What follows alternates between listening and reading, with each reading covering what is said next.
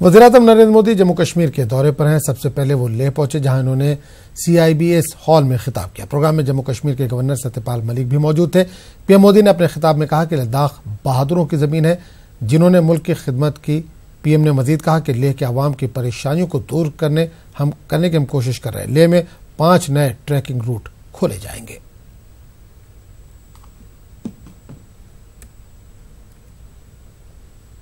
क्षेत्र के विकास के लिए आने वाले पैसे यहां की ऑटोनोमस काउंसिल ही जारी करती है। काउंसिल के अधिकारों के दायरे और फैसले लेने की शक्ति को भी बढ़ाया गया है। इससे यहां के महत्वपूर्ण विषयों को ज्यादा तेजी से और ज्यादा संवेदनशीलता से सुलझाया जा सकता है। अब आपको अपनी जरूरतों के लिए बार बार श्रीनगर और जम्मू नहीं जाना होगा,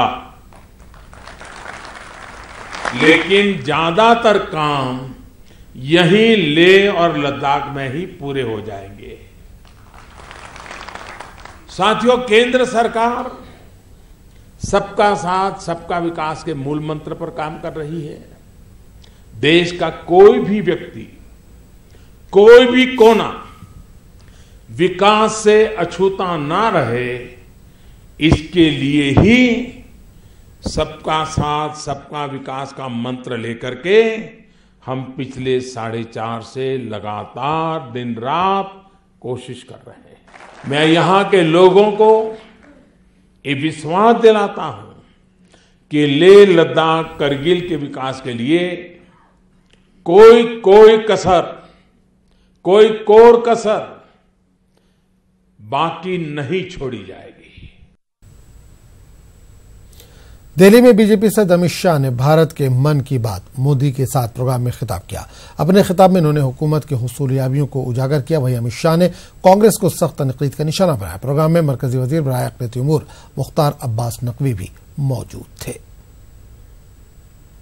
एक सतत चलने वाली प्रक्रिया होती है, कंटिन्यूटी में चलनी चाहिए, तभी जाकर देश का विकास होता है।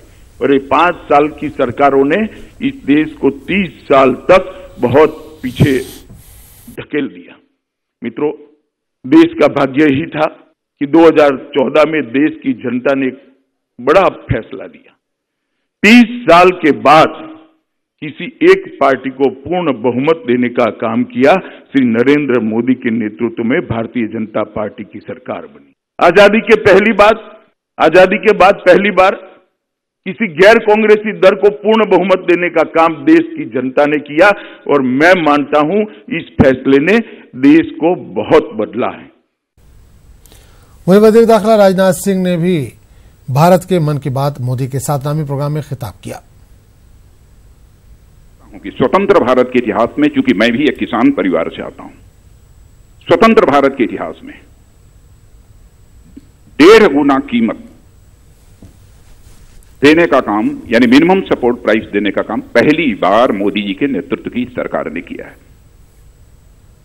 मौसम की एक तो कीमत कम मिलती रही है किसानों को, मौसम की अनिश्चितता भी बनी रहती है।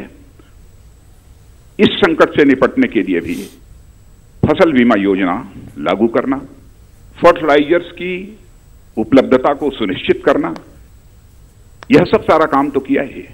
जब यह देखा कि 2022 तक हमें किसानों की आमदनी को जस्ट डबल करना है, इसके लिए और कुछ करना पड़ेगा। तो आपने देखा होगा कि इस बार इंटरिम बजट में इस बात की घोषणा ही नहीं हुई है, बल्कि इसे लागू कर दिया गया है। 1 दिसंबर 2018 से जिस किसान के पास 2 हेक्टेयर से कम की जमीन है, उसे 6,000 रुपये प्रति वर्ष की एक सहायता भी उपलब्ध की जाएगी।